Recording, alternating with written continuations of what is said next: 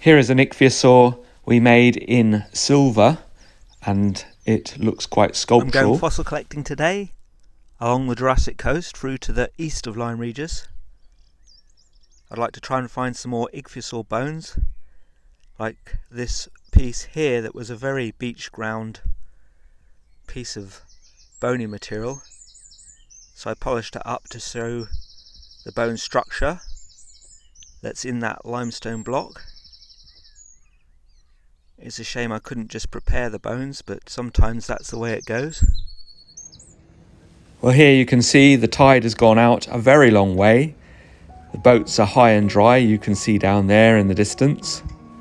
And as I pan round, you'll see golden cap and stone barrow right down there that I'll head along towards on my fossil walk today. If you drilled down here 50 feet, you'd be into the semi-arid conditions, the desert conditions, the Triassic, as depicted in that orange band you can see along the coast there.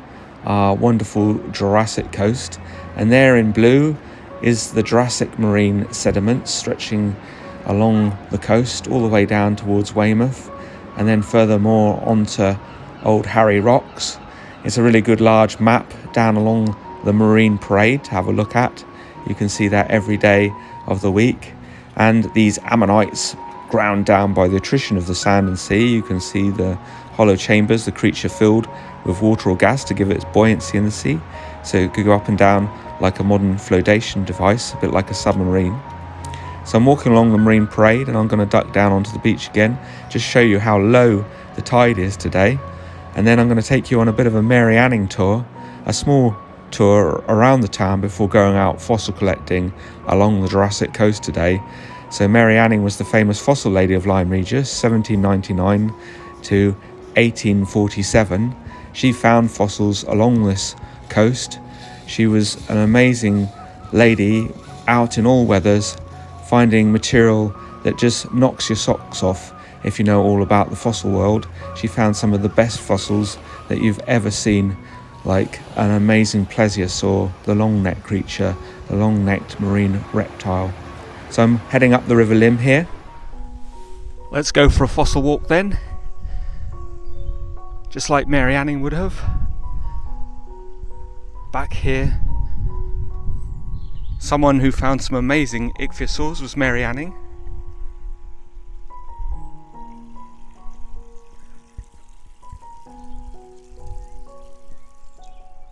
Mary Anning had her formal education in this building here, where you see those portholes, those windows like portholes. She learnt to read and write there.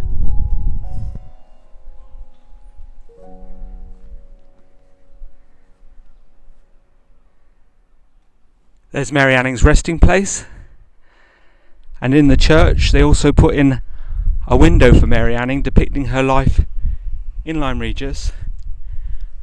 The Royal Geological Society, that never elected Mary to membership, put this window in for her.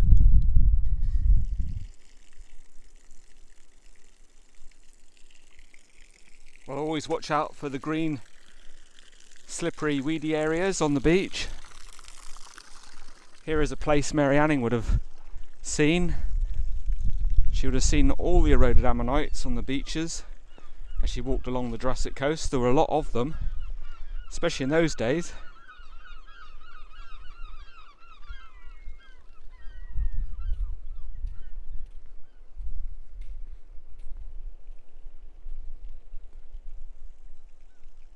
So I'm off ahead now, down to the Jurassic coast to look for fossils.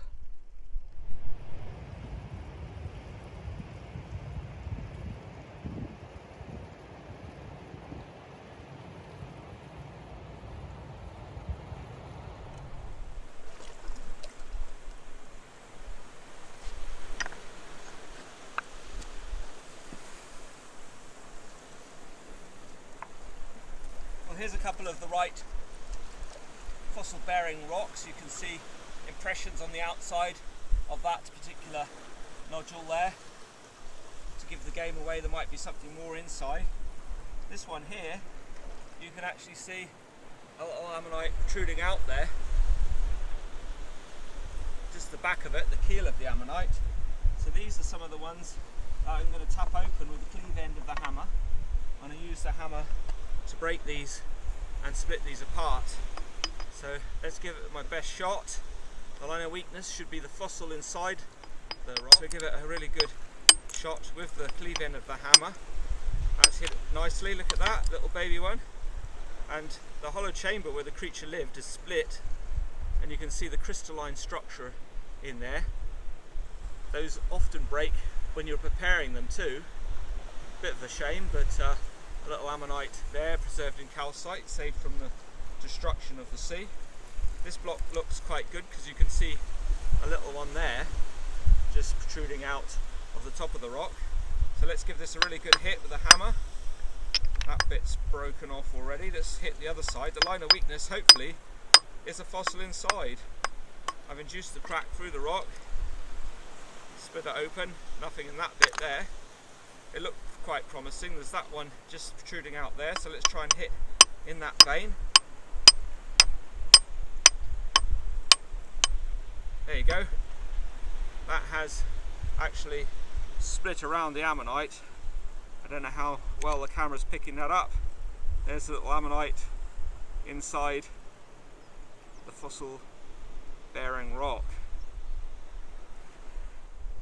Well, a lady was saying to me earlier that she just wanted to find one ammonite, just one fossil. And you'll get one of these every day of the week. One of the little ones preserved in beef rock, if you look hard enough and long enough on the beach. What a lovely day on the Jurassic coast. Nice and dry and a very low tide.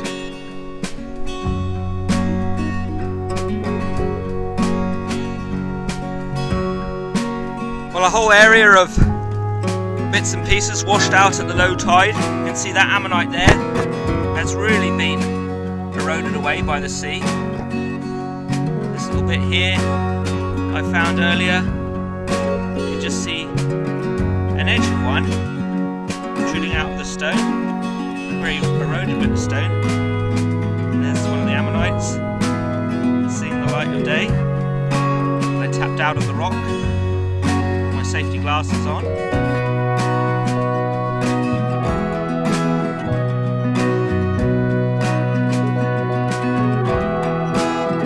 Well, would you look at that? I've mistaken that piece there. I bent down to pick that up thinking it might be a bit of bone. Just a piece of fossil wood, monkey puzzle tree. So here you go. Another topstone nodule this time. The topstone nodule, you can see it's split so that the chamber of the creature is still intact, the body chamber where the creature lived. So that should be a nice one to take back and prepare.